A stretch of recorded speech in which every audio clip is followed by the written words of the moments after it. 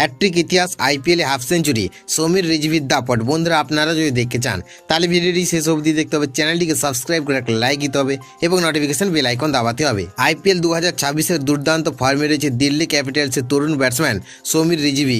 শনিবার দিল্লির অরুণ জেটলি স্টেডিয়ামে মুম্বাই ইন্ডিয়ান্সের বিরুদ্ধে তিনি খেলেন অসাধারণ এক ইনিংস। মাত্র 51 বলে 90 রান করে দলকে 163 রানের লক্ষ্য সহজে তাড়া করতে সাহায্য করেন তিনি। তার এই ঝলমলে ব্যাটিংয়ের উপর ভর করে দিল্লি ক্যাপিটালস 18.1 ওভারে 6 উইকেটে জয় নিশ্চিত করে। এই ম্যাচে সমীর রিজভির পারফরমেন্স এতটাই প্রভাবশালী ছিল যে তিনি ম্যাচের সেরা খেলোয়াড় নির্বাচিত হন।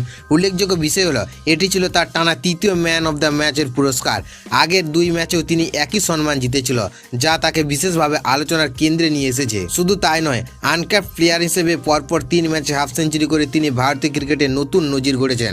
খুব অল্প সময়ের মধ্যে এমন ধারাবাহিক পারফরমেন্স তাকে ভবিষ্যতের বড় তারকা হিসেবে তুলে ধরেছে। মেরঠের 22 বছর বয়সী এই ব্যাটসম্যান আইপিএল 2025 নিলামে দিল্লি দলে যোগ দেন। এরপর থেকেই তিনি নিজের প্রতিভার প্রমাণ দিয়েই চলেছেন।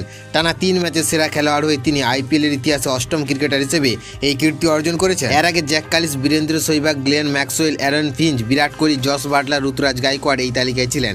এবার সেই তালিকায় নিজের নাম যুক্ত করে সমীর রিজভি গড়লেন নতুন ইতিহাস।